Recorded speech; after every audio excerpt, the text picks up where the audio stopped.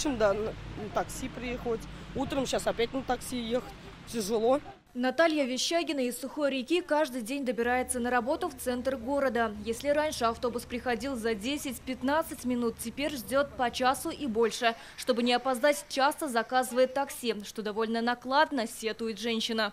С 12 лет как бы все хорошо было с автобусом, на работу добиралась спокойно. Но с этого года это вообще невозможно. Ни в это поехать, ни на работу, ни детям в школу поехать, на учебу. На 2 автобусах.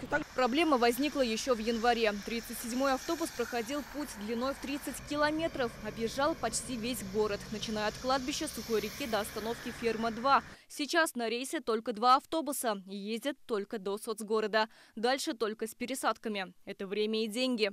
Расписания у этого маршрута абсолютно нет.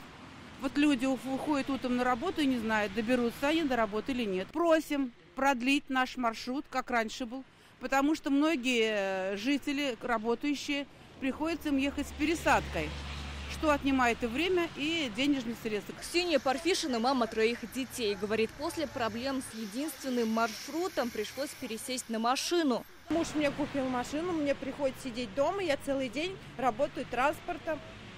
Водителем. Иногда соседей с собой прихватишь, чтобы довести их до точки. Это же невозможно. Вот взять хотя бы аптеку, элементарную. Ладно, я еще молодой, могу как-то проскочить туда-сюда.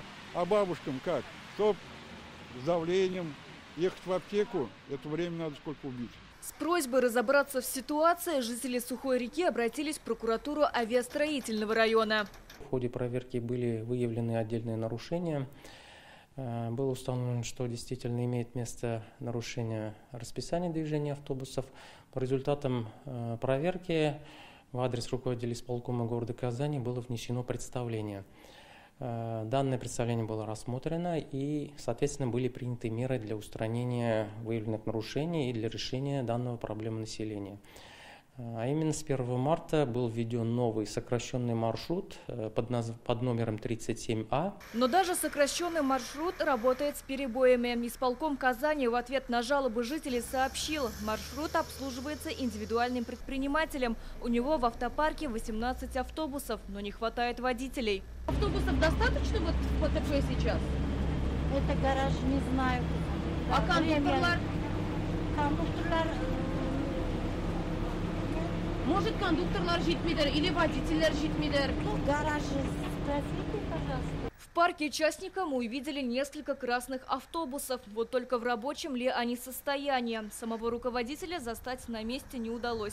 Как нам сообщили в мэрии, в ближайшее время будет объявлен конкурс на обслуживание 37-го городского маршрута. Сирина Васильева, Лейсан Саитова, ТНВ, Казань.